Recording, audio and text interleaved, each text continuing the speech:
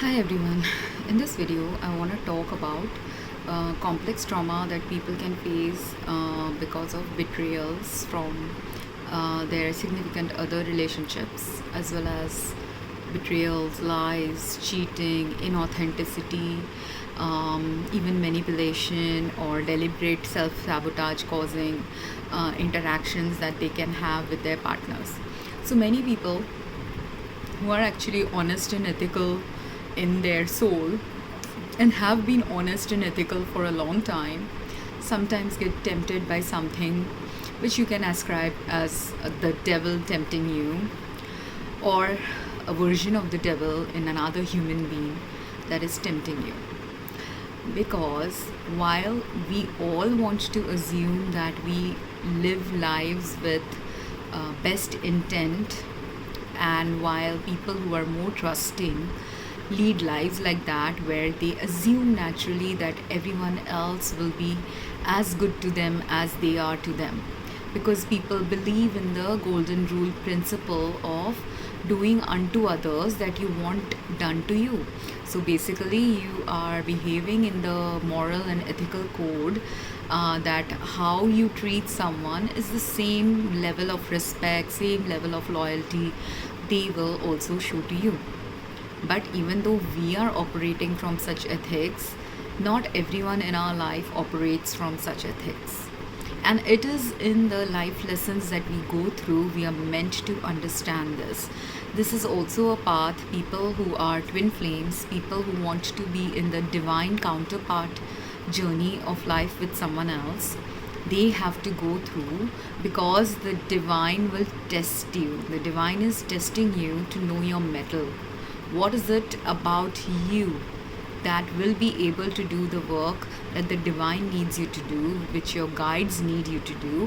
What kind of higher level work can you do if you are a twin flame or a divine counterpart? If you aren't able to do that, you fail the test naturally that was set up by the universe for you to test the metal. And many of us will fail. That is why Jesus, when he was here on earth and he was betrayed, that was his test of faith in God. God had given him a warning that someone in his disciples will betray him. And while Jesus actually, and the story actually talks about Judas betraying Jesus, if you are a wise person, you are also supposed to gauge and understand that betrayers in our life are not always the person that is ascribed as the only betrayer. So while Judas was the representative betrayer for Jesus, Jesus also had other betrayers, which Jesus knows about. After his death, he would know about who were his other betrayers, or in his next life, he is supposed to learn that lesson who were his ancillary betrayers other than Judas. Because everyone who decided to crucify him and chose to consent to his crucifixion, they were also directly and indirectly responsible for betraying the soul contract with Jesus. Because they all, whoever judged him when he was crucified, when he was judged for the crucifixion, we don't know what were. Judas betrayed only by telling where Jesus was staying. That is when Judas betrayed Jesus.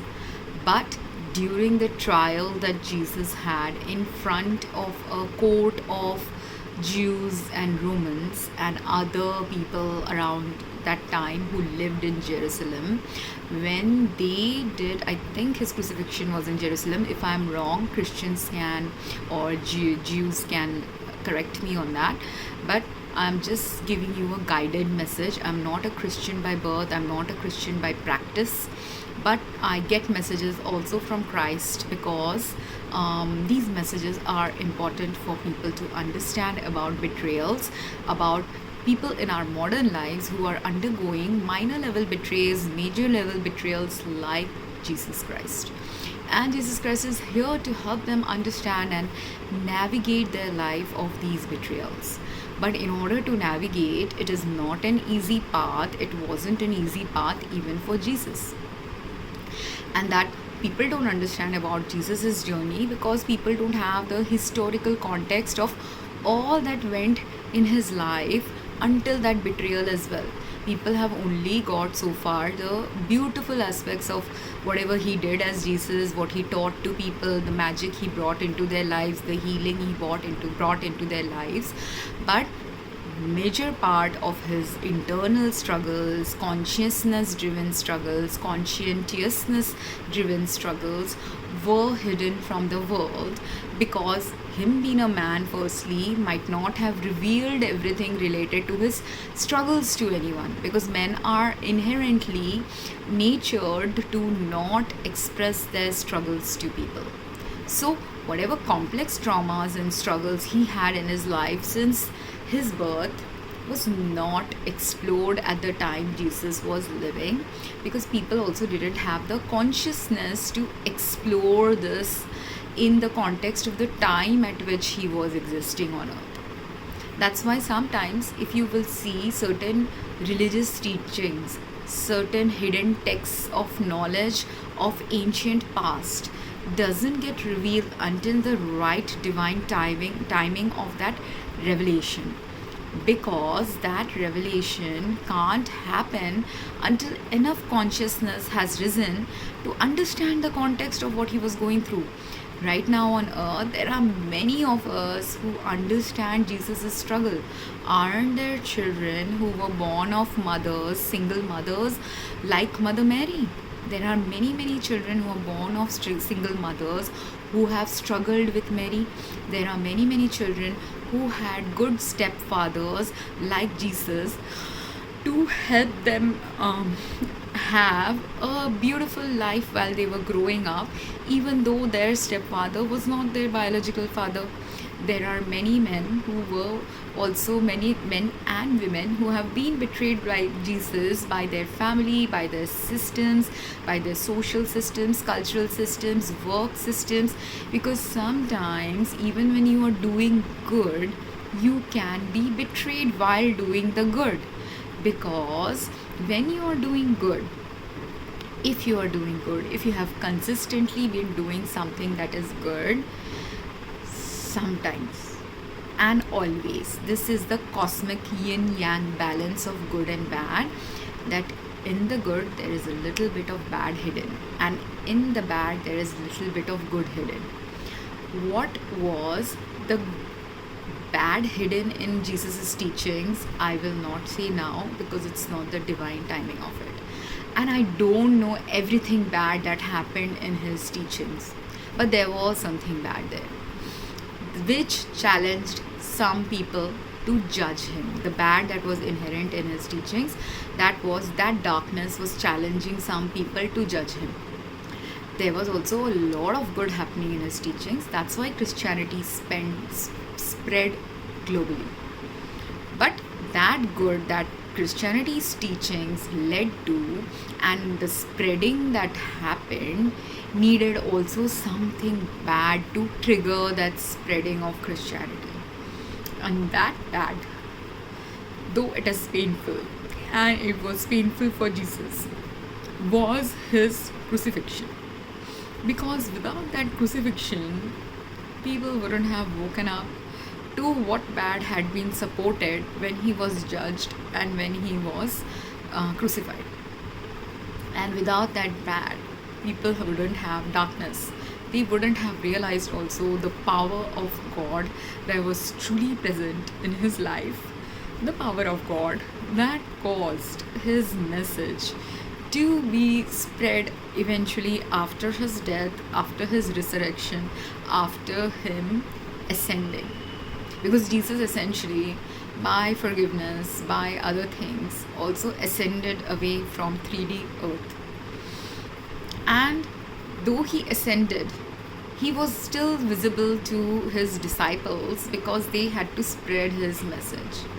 He had gone from death to a different life and dimension of living. But his disciples hadn't, so he had to be visible to them. And this is how ascension is for many of us who are on the ascension journey. How we will ascend is something that is going to be individual for each one of us. us. That aspect is not known even to me. I even don't know how I am supposed to ascend, what I am supposed to do in life when I am in darkness or I am in light. Some days I am in darkness, some days I am in light. Because in order to ascend, sometimes you have to also descend a little bit. Sometimes, in order to ascend, you have to also understand all the darkness that we have supported in our lives. Because the other betrayers of Jesus, that was the main initial reason why I was talking about his crucifixion. Those other betrayers of Jesus were the betrayers who judged him, but judged him falsely. Those who judged him because of his light. They could see that the light that Jesus was spreading, the message that he was spreading, was going to shake up some foundations of the normal life that the Romans and the Jews and other common people at that era had in their life. His teachings were going to shake up some belief systems. Because his teaching was supposed to shake up some belief systems, they were all afraid. They were afraid to change, afraid to shift, afraid to learn. And those who were the most afraid to change, shift, learn, and also very afraid to end the paradigms that they were living in before Jesus' teaching started getting promoted, all of these people also betrayed Jesus at the soul level, conscious level, conscientiousness level. Those who betrayed at the soul level were a little bit unaware about what they were betraying. Those who betrayed at the conscious level were people like Judas, who took money to betray him. And there are other people also who, in the court that judged him before crucifixion, might have also taken money to betray him. They were consciously choosing to betray someone, even though they didn't know whether they should betray this person or not betray the person, but they were okay with taking the money to betray him. And at the conscientiousness level, those who betrayed were those who knew a little bit more about good and bad, who conscientiously knew that maybe what he is teaching is the right way, but their consciousness is also not yet awakened completely, and they are still in dilemma, and they are so afraid of losing all the luxuries or glamour or power that they had in their life. That's why they were not ready to accept his teachings, and they were more ready and willing to betray his teachings and betray him as a human, which is where consciously at the soul level and conscientiously they all betrayed someone as simply a human who was not doing any great wrongs. There might have been some very rare people who just betrayed him for the minor level wrong he could have done when they were betraying him at the court hearing. There was some kind of court hearing, I believe. I watched the Passion of Christ movie, but I fell asleep in the middle part of the movie. I'm sorry, I'm laughing because there are so many movies I have fallen asleep in. That's why I'm laughing at myself, not at his crucifixion or at his judgment. I watched some movies about Jesus as a child, and movies or TV series that were shown that I have watched briefly as a child, and I have not been religious. I have not deeply delved into this. So whatever I'm guiding you about is about some instinctive knowledge that is downloaded in me about this crucifixion. And the reason why I'm talking about the betrayals is because I have had a betrayal-filled life since childhood. The betrayals that happen in childhood are vague memories because I was also, I think, sometimes drugged and hypnotized by certain people as a child. So many things that happened to me from childhood days to teenage years, I do not completely know what happened in the background. I can go and do a healing, but it's safe for me not to know right now because those people who betrayed me as a child, who betrayed me as an adult, they're still existing in my life as my family. Why they are existing as my family, I don't know. Because I don't know, and yet I know partly. Partly they are still existing because I have not rejected them from my life. Partly they are still existing because what do you do if for 20-25 years of your life or 30-40 years of your life you only knew these people as family, can you do anything about it?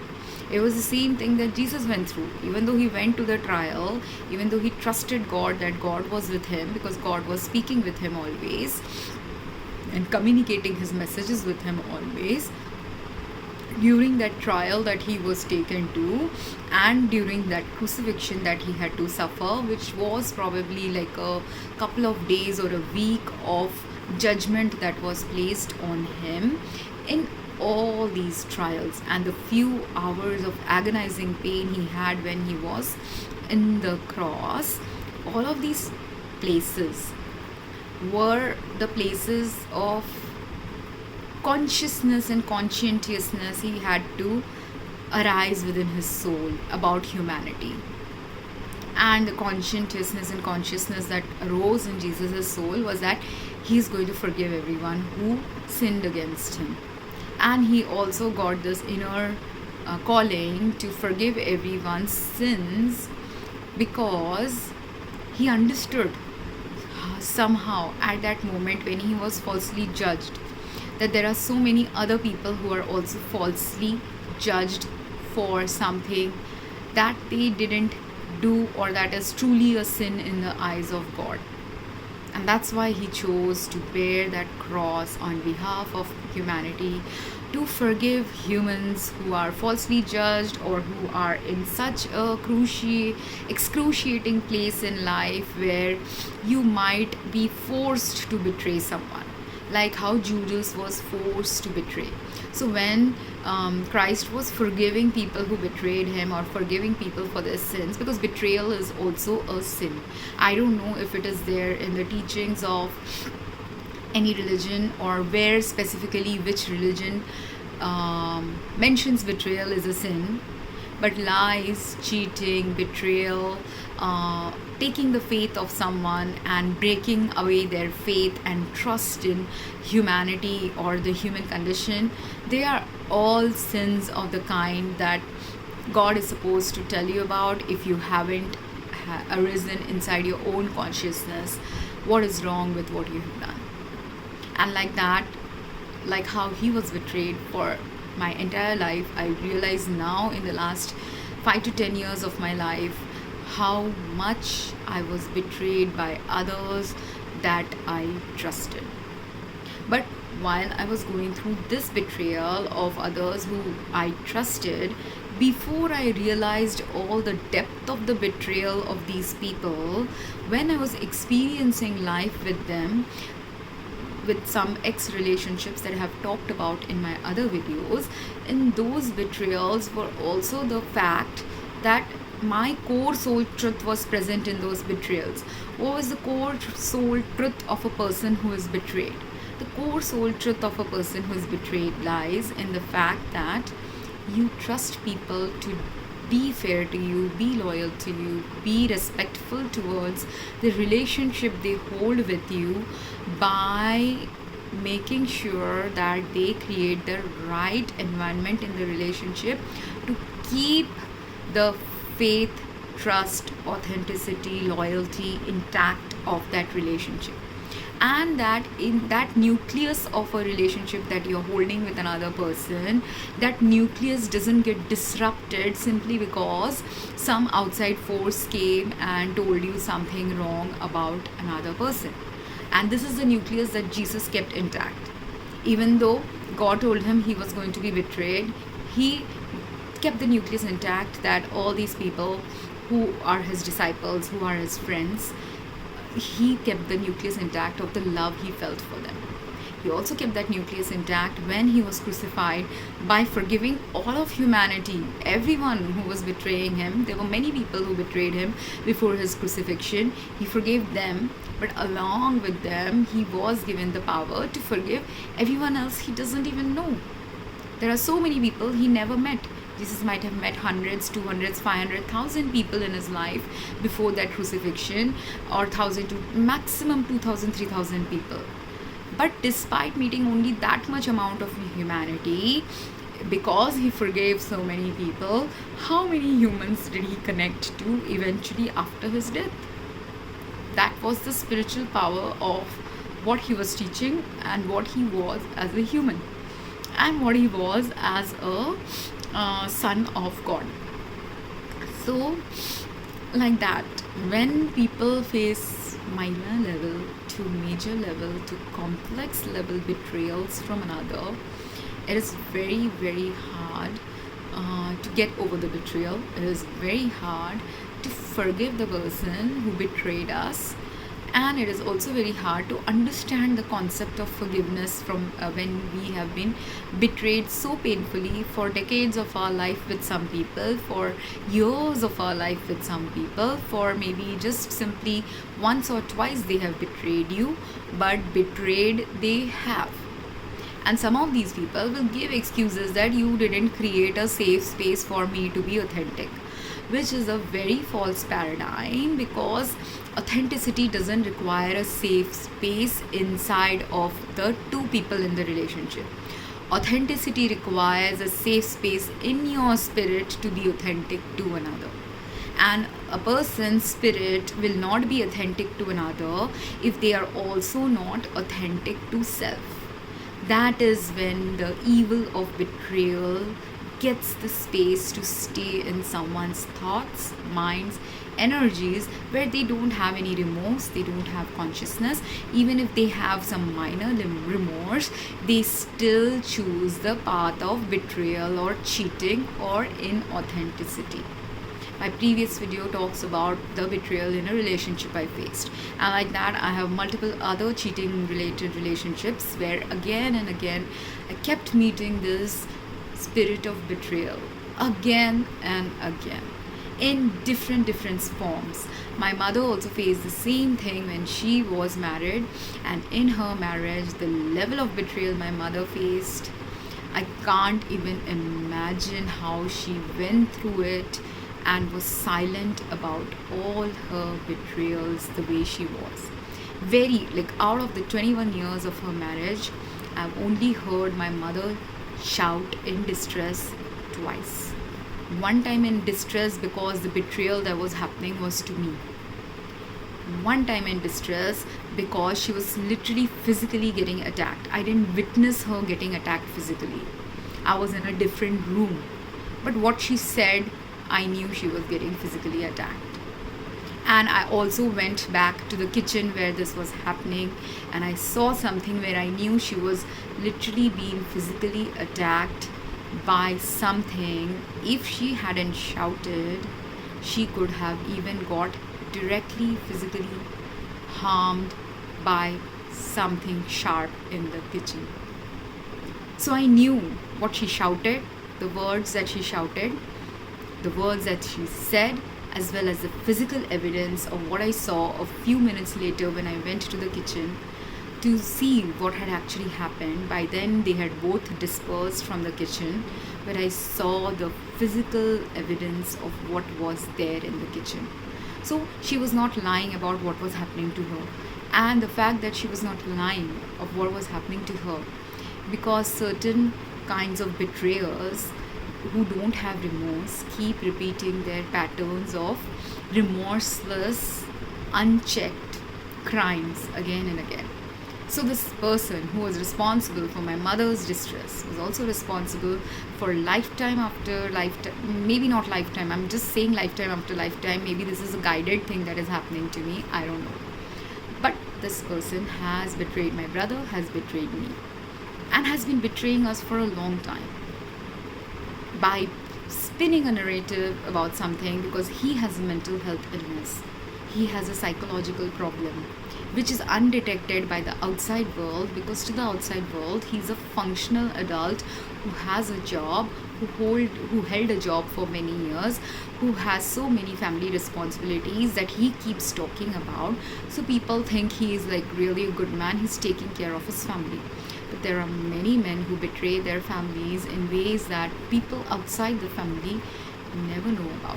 There are some women also who do that, who betray the core soul essence nature of a family by not taking care of their families in any socially relevant, emotionally relevant, psychologically relevant, financially relevant ways. Some people do betrayals of such kind of abuse which lasts, abuse or neglect, or abuse and neglect which lasts decades of life with someone. Some people do multiple levels of abuse and neglect. Some people do very small levels of abuse and neglect. But despite all that you have suffered, if you can forgive, it helps you heal. How much ever you have suffered, if you have suffered for 10 years, 20 years, 30 years, 40 years, if you forgive, if you start asking help. I am in a phase where I don't know how to forgive what I have witnessed. The things I have witnessed, no one asks me, but I know, because I have an inner clear cognizant knowing, as well as I have actually physically witnessed something in front of my eyes. I did both. I saw in front of my eyes what I saw, and I also have an inner knowing about people who are abusers, people who are more prone to abuse and betrayals, than they are more prone to helping someone, than they are more prone to genuinely caring about someone, than they are more prone to actually being authentic in following any kind of religion's teachings. It doesn't matter which religion's teachings you follow, or if you don't follow any religion, but there are people who are ethical, moral, and maintain the ethics of a relationship in human life, and there are people who aren't like that. And the ones who aren't like that, if we continuously keep falling in the trap of such people, one thing is to realize our own patterns, why we keep on trusting people when they are not showing the same level of trust to us, why we keep caring for people while they are not likewise caring. Jesus also did that. Jesus was caring to everyone. Jesus was loving for everyone. Jesus was loving towards everyone he met.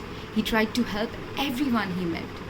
But though he tried to help so many people that he met during his small lifetime on earth, during that small lifetime on earth, though he kept meeting so many people, healing so many people, helping so many people, some people are in such darkness, such evil, they do not accept the help from another person. They do not want to accept the help from another person because their ego is so high, their pride is so high, their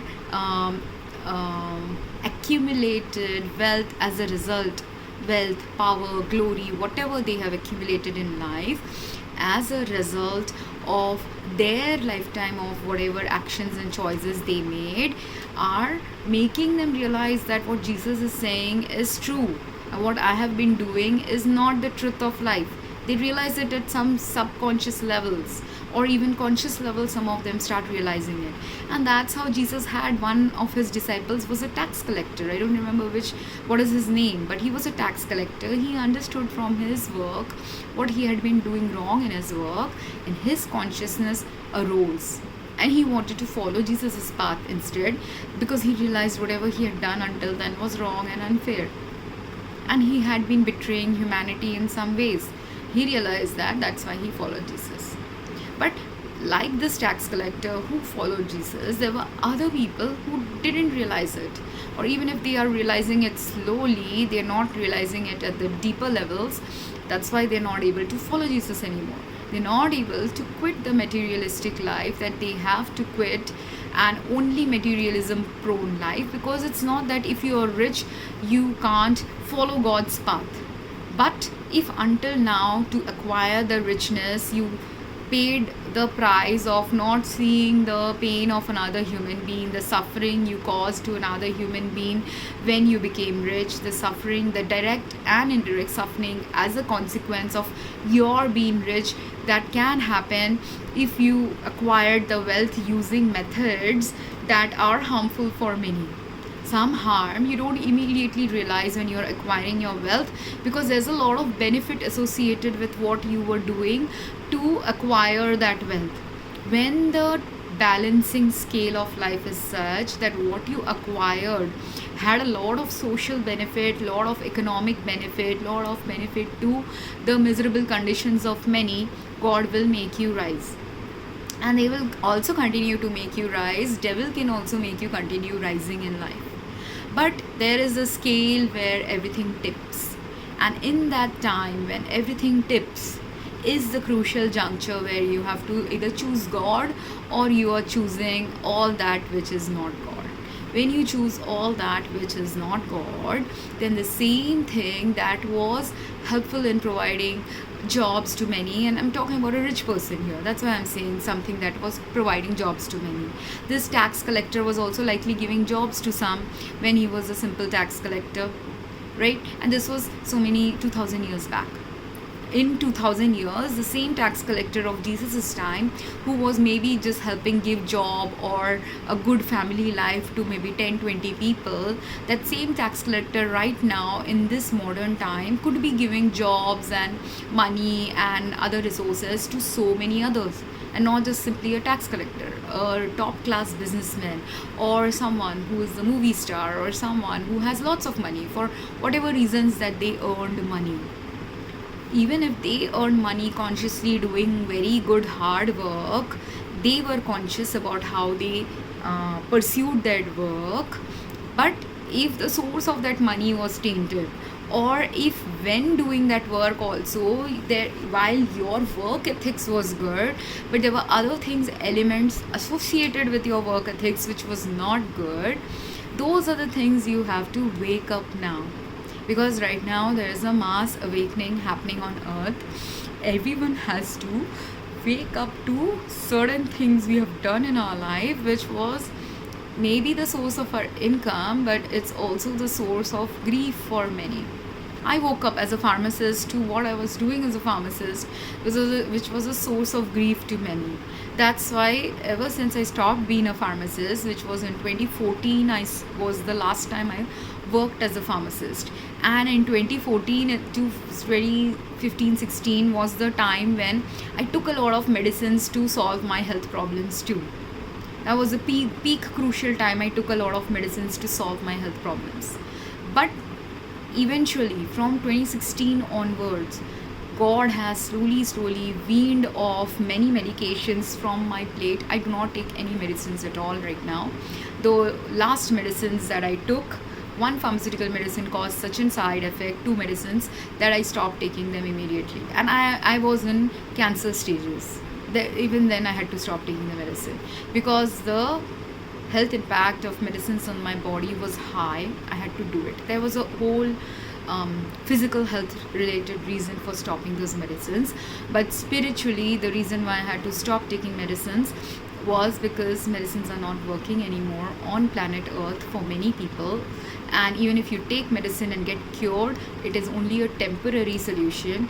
And there are also people who are actually dying right now as a result of the medications they are being prescribed. People don't know this, but I studied this, that's why I know this. I understand it deeply from my own health issues, and I also understand it because pharmaceutical industry has to shift and change now. That's why I, who was from the pharmaceutical industry, who has a lot of degrees related to pharmacy, and who had diseases which drugs weren't going to be able to treat, I needed more interventions than simply drugs. And that's why from 2016 until 2023, I hardly took any medicine. Ever. For 3-4 years I was completely medicine free. Then I took, when I was getting stomach upset, I took some Eno like medicines, or I took some electral like medicines for my stomach upset. But that also stopped working suddenly. That's when slowly I started awakening. And it wasn't that one day I suddenly realized medicines are not working. I was still in the belief system that medicines are good. So I also took Ayurvedic medicines, and some Ayurvedic medicines worked to heal me. But only those Ayurvedic medicines which were truly having quality ingredients.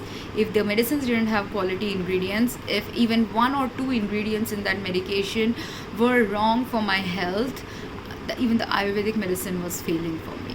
So Ayurvedic medicine, allopathic medicine, they all started failing for me when I was in the peak stages of certain health crisis, where if I took actually another medicine, any other extra chemical, my body was in chemical poisoning related health crisis. So any additional chemical to my body was going to make my body crash. So This realization of changing from being a pharmacist to someone who was selling medicines as a pharmacist to so many, who understands the pros of medicine, who understands the cons of medicine, why suddenly am I understanding more of the cons than the pros? Because the balance of karma is flipping about medicine. People don't understand it, but just like how they didn't understand Jesus' teaching, this is a complex teaching. People won't understand those who want to hold on to their old lifestyle. People won't understand who want to keep gaining money from something that has now shifted into causing more harm than benefit for humanity. That shift has already happened. But the realization of the shift will take time for humanity, and that time has to be also got, because you can't completely detox from taking medicine in one day. I had to literally have 4, 5, 6 years of slow detox of medication usage. Then only now I understand what is going on, not just medical uses, because chemicals that were poisoning me didn't just come from medicine. For me, actually, because I am a pharmacist, I'm also a careful person with medicine. I do not overload my body with any medicine, and because I know the harms more than other people would, and because I know the harms more and I'm self-aware, if the harms are manifesting in my body immediately after taking something, I will not take the medicine. That I know is the right route. Or if the harm manifested for some medicines of mine, the harm came after 1 year or 6 months of use of the drug. So when I didn't realize the harm of the drug, I had continued taking that drug for many years. But when I understood the harm of a drug immediately, which was very visible, very evidently, then I immediately stopped taking that medicine, and the harm went away, because it was only a short term drug use. But any drug that we have been using for 10 years, 20 years, you can't suddenly stop taking the drug.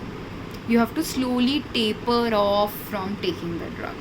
So the shift in the pharmaceutical industry is not going to happen immediately, but anyone whose businesses are failing in pharmacy needs to close down their business and understand that pharmacy business is failing for a particular reason. For those places where pharmacy businesses have been failing, where pharmacy businesses are still succeeding, they also still need to understand, even though currently they have success, in the future direction of their life that business might fail, because the level of earth pollution is high from pharmaceuticals and chemicals. And the chemicals that were impacting my life were from the the fast moving goods industry, cosmetic industry. Because I'm a woman, I used to use cosmetics.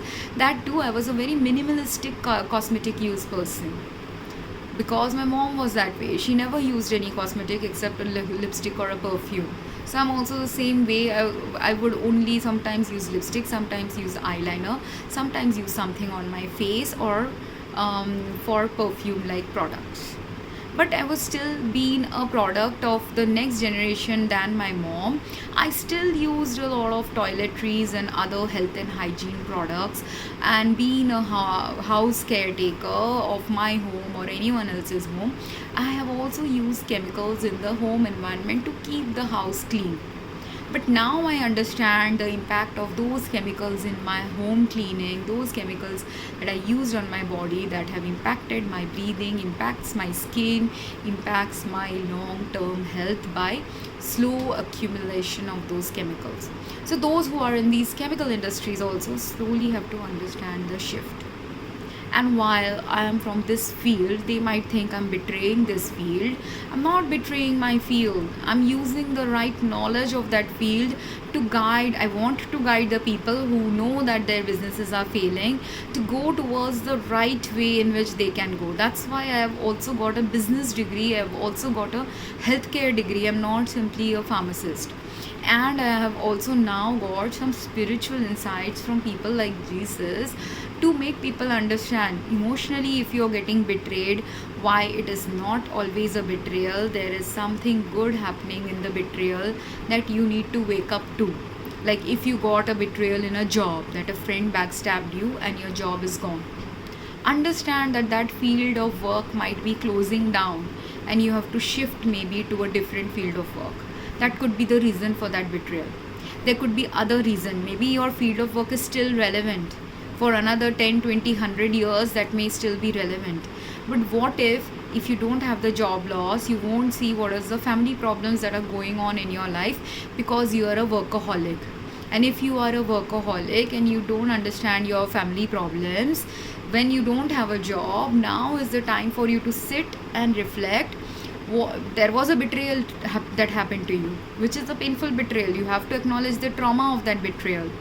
But in that betrayal always will be some good, like how Jesus' betrayal led to the good, that he ascended.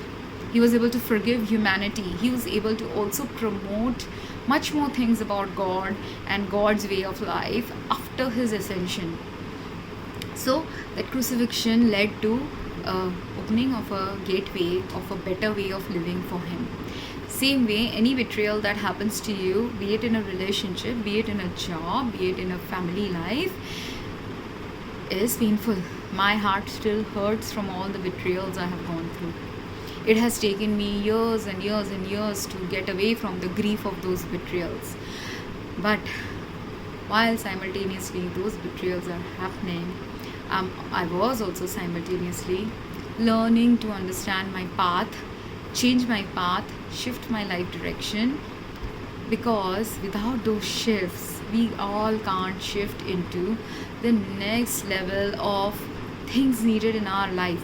It can be a personal life change, it can be a professional life change, it can be a personal and professional life change, it can be about a country change, it can be about an attitude change, it can be about a perception change, that what betrayal happened to us had some good in it. And if you find that good, if you find that light, from that light you will get a better quality life. See, there's a man who has always been thinking in his life that I want a better quality family life. But all his life he has been personally, constantly working hard. All his life, for 10, 20, 30 years of his life, he's only focused on work and nothing else. Even though in his soul there is a desire that I want a good family love life. Now, if he loses his job as a result of a betrayal from his company or a friend or anyone, whatever the reason for you losing a job, it could be one factor, it could be 10 factors. The fact is you lost a job. The fact is you feel betrayed after losing that job from your company, from your friends, from whoever were the causes, who were the betrayers for you to lose this job. You must have done everything right in your life, even then you lost this job. What is the lesson? The lesson is this: what is your inner desire? And you have to understand that inner desire.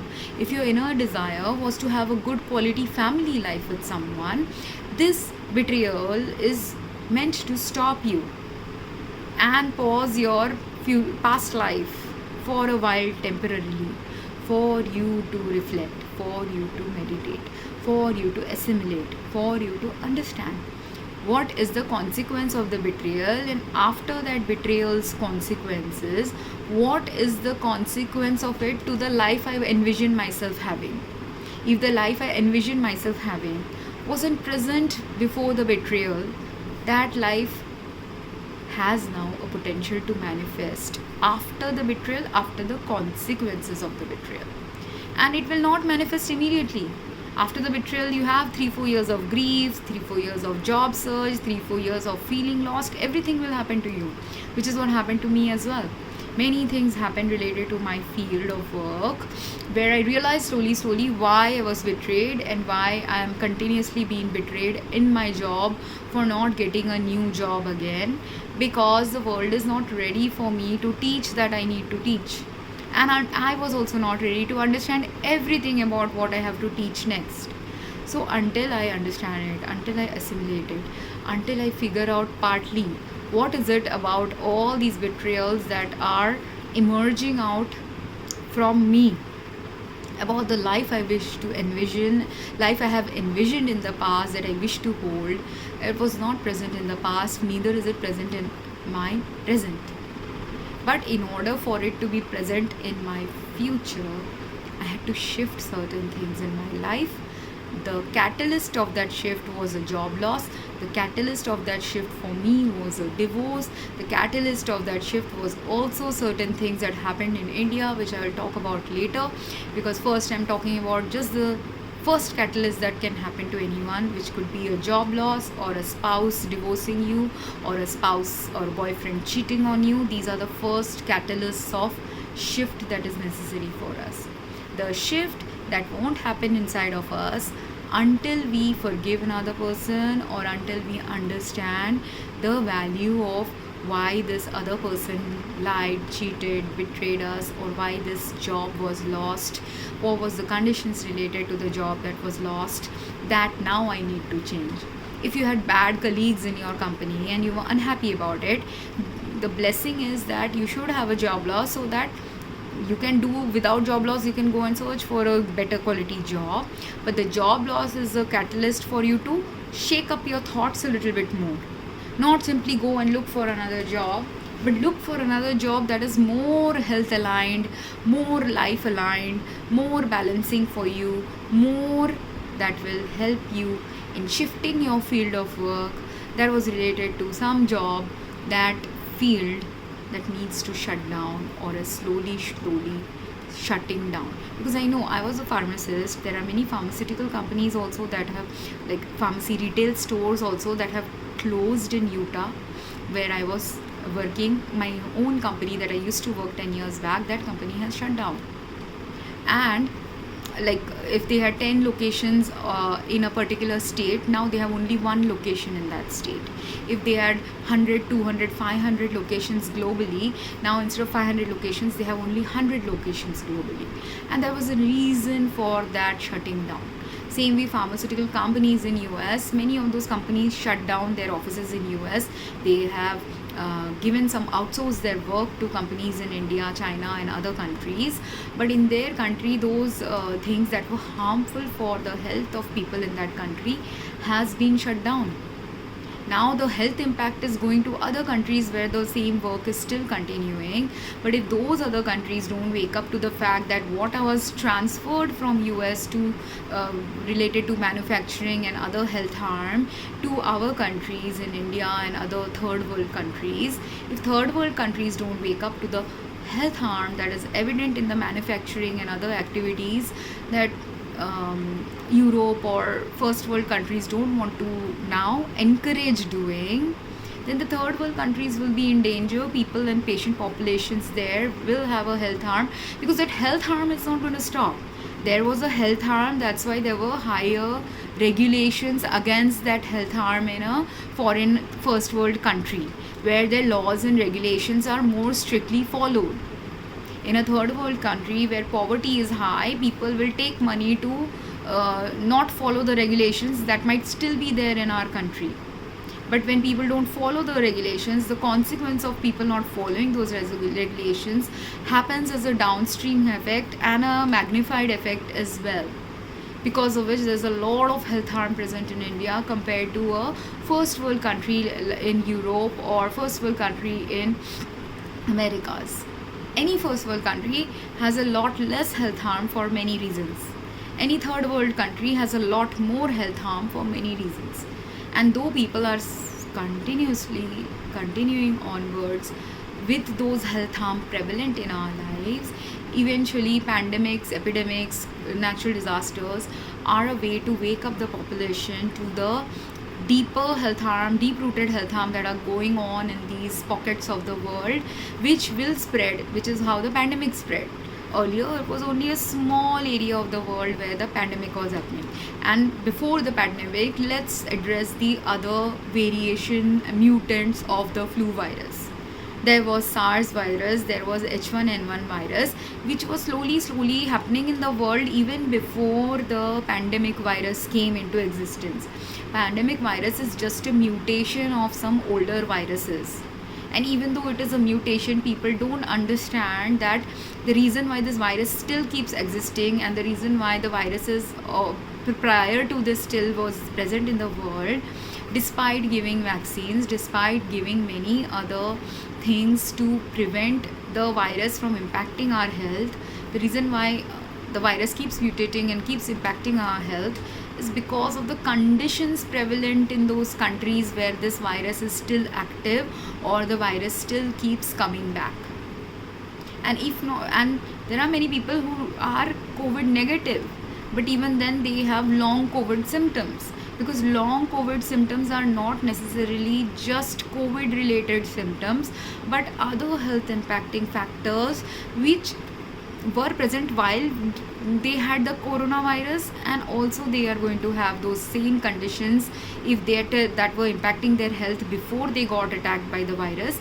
After the virus also those same conditions are there. So until those conditions of health are not changed in their life, they will keep continuing having the similar symptoms as before. For some it is psychological symptoms, for some it's physical symptoms, for some it's mental health issues because they don't have people to take care of them, for some it's a combination of physical, mental, chemical pollution and other things happening in their lives. Different people have different reasons for the long COVID symptom to continue.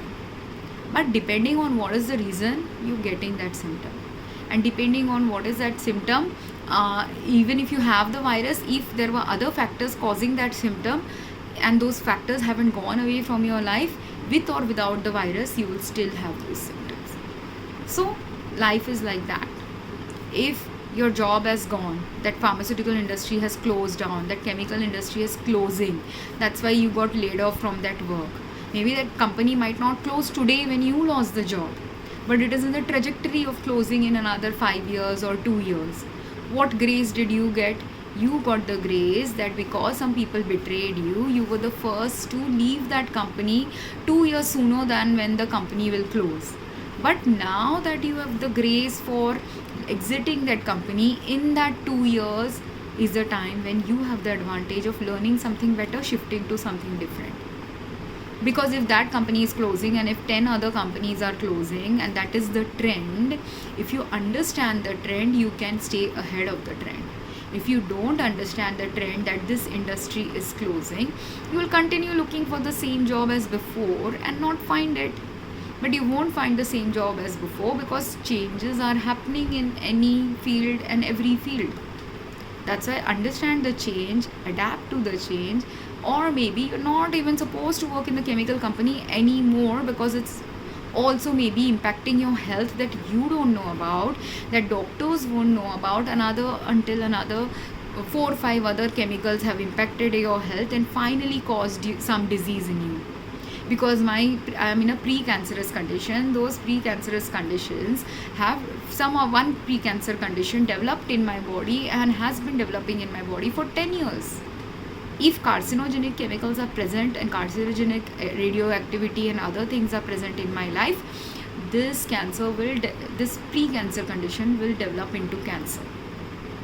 But if those conditions that cause the cancer, that aid the cancer, the carcinogens are absent from my life or reduced from my life or decreased from my life, I will not get into cancer. It's as simple as that. Same way with cardiac problems. Say someone is developing a cardiac problem from working in a chemical industry. They don't know they are developing the cardiac problem because maybe their BP is fine, maybe their heart rate is still in the normal range. But there are other symptoms of health that are showing up in their life, and even though they are not understanding it, does it mean that the disease is not happening in their body? No. You may not be aware of it, your doctors may not realize it, doesn't mean that you actually are well. Some people may be actually well because what people fail to understand about external indicators about health is that if a machine is measuring something inside of you, it is measuring at the time at which that measurement was taken. So while my blood pressure was showing normal when I am at the doctor's office, that same blood pressure could be falling at other times of the day when my heart is malfunctioning. Because it's not that my heart has completely stopped malfunctioning. It's that some days my heart is malfunctioning really badly and some days it's functioning well. And when it's functioning well, it looks like as if I'm in optimal health because the measure showed that my blood pressure is normal. But when it is actually not functioning well, if I have a blood pressure machine at my home and record it, it will show the drop in blood pressure, it will show some other indicator that my heart is not functioning well. But I have to be a good reader, the doctor has to be a good reader of those measures that are indicated by a machine, and also have to be a good understanding of and self-awareness of my own health.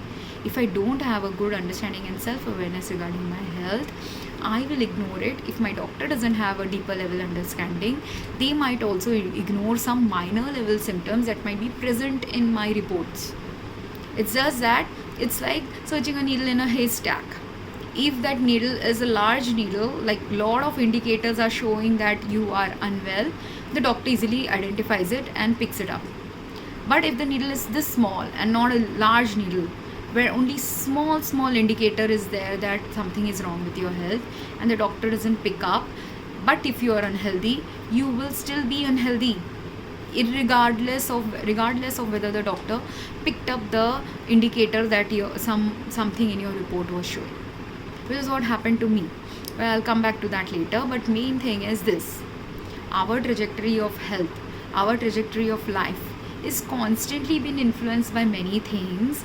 If we are only focusing on job, sometimes we forget the other things that impact our health, impact our life. If when you get a job loss, or when you get a betrayal or cheating from someone, you're supposed to shake up your worldly view of a relationship, where the person who's getting cheated on in a relationship, where someone suddenly falsely suddenly comes up with a divorce, and they don't realize what happened here. Why? Because you were so focused in work and other priorities, you never looked at your relationship. That's why your relationship has failed. You didn't know it was failing because you weren't observing the failure of your relationship. Who was observing it? The partner who knew this relationship has been failing, might have known for 5-6 years that the relationship was failing, tried to wake you up that the relationship is failing, but you are in your own ego, you didn't realize it, or you are preoccupied with other distractions of life, you didn't realize it. So even if you want a best quality marriage now, will you get it if you never invested in your marriage the same way that you did in your job? In job also, if you realize that if you think my job is only about whatever I learned 10 years back and that's it, will you ever improve in your job? There are people who lose their jobs because they don't know how to improve in their job. There are people who also lose their jobs not because they don't know how to improve in their job, but because they improve in a way which is harmful for that workplace or harmful for their personal life. That's why also someone could lose their jobs. So you see, every time something bad happens in our life, there are multiple reasons for it. It's either up to you to sit down and realize consciously what is going wrong in my life. If you aren't able to do that, get a life coach, get a therapist, get a HR person to help guide you towards a better path of understanding what job I should do, understanding what family life thing that I didn't do in the past that I might need to do now. If there are windows of opportunity to save my marriage, then can I save it by seeing a therapist with my spouse? If there are no way that your marriage can be saved, then you need to learn why that betrayal happened. Because there are multiple reasons for betrayals from a spouse also. You could be the best spouse possible, but you may not be the best spouse possible for them. Or you could be the bestest spouse, they were the crappy ones and that's why they decided to leave. Or you were both good, but you were just not good to each other. So all these learnings are important in order for you to either succeed now in the next relationship, or for you to simply handle the mind fuck that happens where you are completely, like, I apologize for that word, I didn't know what to say, but it can seem like a mind game if you are completely invested in your relationship and the other person is not. But why is the other person not? Because you are invested in the relationship because the other person keeps caring for you, pouring into you love, and the other person is getting disinterested because you have taken your spouse for granted and you never poured in any love to your spouse.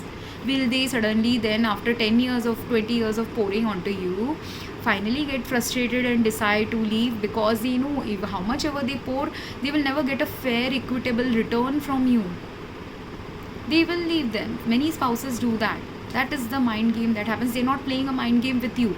They're totally checked out of the relationship, because before checking out, many of these women, if they're honest and ethical women, they would have continuously told you in good ways, bad ways, moderate ways, everything possible they could to get you back into focusing on the marriage.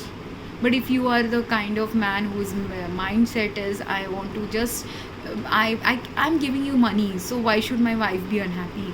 There are many reasons for a wife to be unhappy, because money is not any more the factor women look for in a man, especially if they have their own money.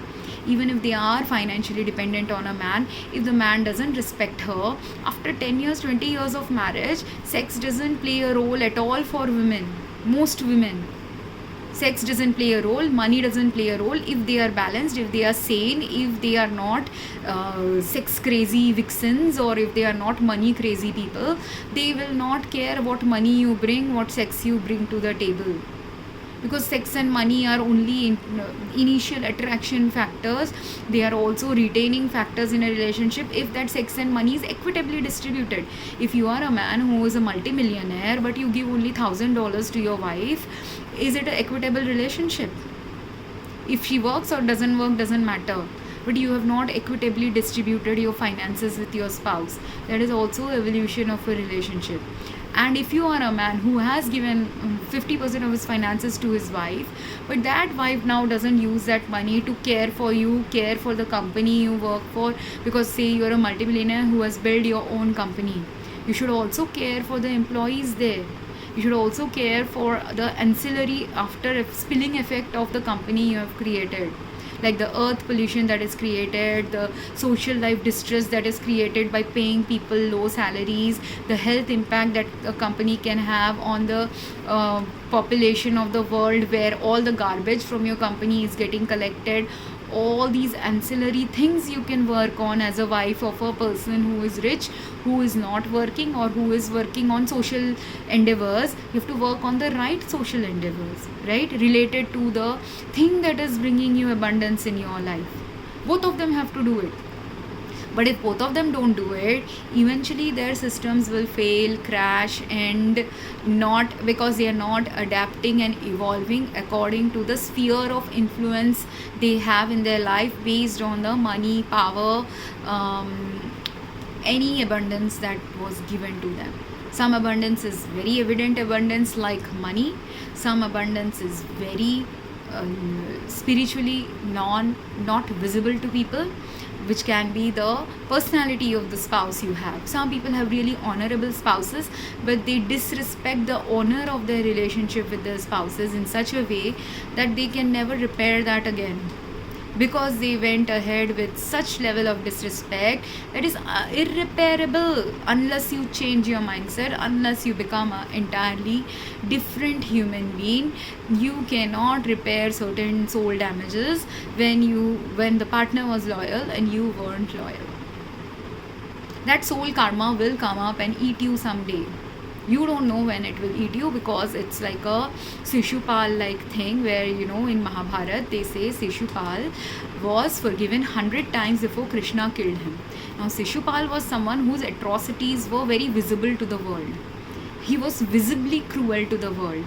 But there are many men in the world, many women too in the world, who are not visibly cruel, but who are psychologically cruel, emotionally cruel, in such a way cruel that is not simply a cruelty of man and wife, but man, wife, and other people involved in their life. And that cruelty is cost you pay eventually in your life.